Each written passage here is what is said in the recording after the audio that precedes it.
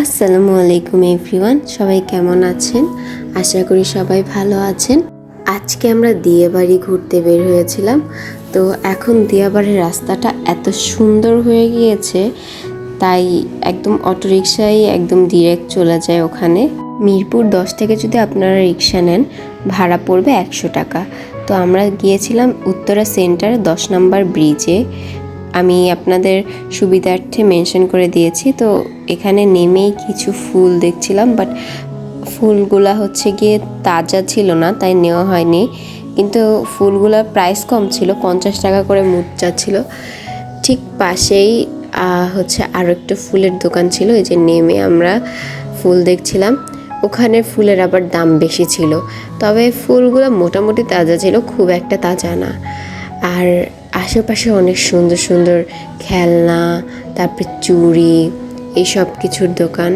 যেহেতু এই জায়গাটা এখন মানুষ প্রায় আসা যাওয়া করে, তাই হচ্ছে এখানে প্রত্যেকটা জিনিসেরই দাম একটু ভালোই বেশি আছে আমার কাছে মনে হয়েছে। তো কারণ চুড়িগুলার এত করে দাম না আমরা সচরাচর যে কিনি। তো আমরা আবার এখানে বেলুন খেলছিলাম। তো এইখানে এটা ভালোই ছিল, 10টা বেলুন 30 টাকা করে। তো আমি আর আমার ভাই দুইজনে খেলেছিলাম। দেখেন আমি কি সুন্দর করে বেলুন ফাটাতে পেরেছে। তো আম্মু তো গরমে একদম কি বলে ঘেমে গেছে। তো আমরা এর অপোজিটে যে রংধনু লেকটা আছে এখানে এসেছিলাম। আপনারা দুই সাইডই হচ্ছে বোট রাইডিং পাবেন, কিন্তু রংধনু লেকের বোট রাইডিংটা আমার কাছে মনে হয়েছে পানিটা বেশি ক্লিন। তো এখানেই আমরা বোট রাইডিংটা করেছিলাম। আমি নাগরদোলাতেও উঠতে চেয়েছিলাম, বাট আমাকে আম্মু উঠতে দেয় নাই, বলে যে না তোমার মাথা ঘোরাবে। আমি আসলে কখনোই ছোটবেলা থেকে নাগরদোলাতে উঠি নাই। অনেক আগে একবার আমার খালামুনিরা আমাকে নিয়ে উঠেছিল, কিন্তু সেইবার আমি অনেক বেশি কান্নাকাটি করেছিলাম। এরপর থেকে নিজেই ভয় পেতাম নাগরদোলায় উঠতে। আজকে যখন চাইলাম, আম্মু বলে যে না না না তুমি ভয় পাবা, তুমি পারবা না, মাথা ঘুরাবে।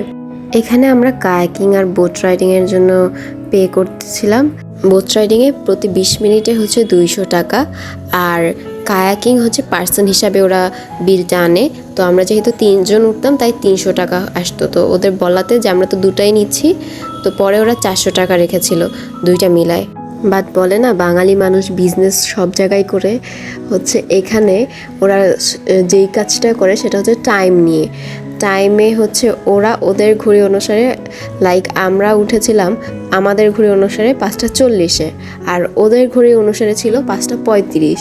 তো যখন আমরা হচ্ছে গিয়ে টাইম হিসাব করে রাখছে যে 20 মিনিটে আমাদের যেটা হবে, ওরা তার থেকে হচ্ছে 5 মিনিট আগে আমাদের টাইম শেষ হয়ে যায় ওদের ওয়াচ অনুসারে। কিন্তু এই জিনিসটা ওরা আমাদের ফার্স্টে বলেও নাই, আমরা খেয়ালও করিনি। আমরা ভাবছি বোটে ওঠার পর থেকে যে টাইমটা ওই টাইমটাই, বাট ওরা কাউন্ট করে টিকিট কাটার পর থেকে যে টাইমটা।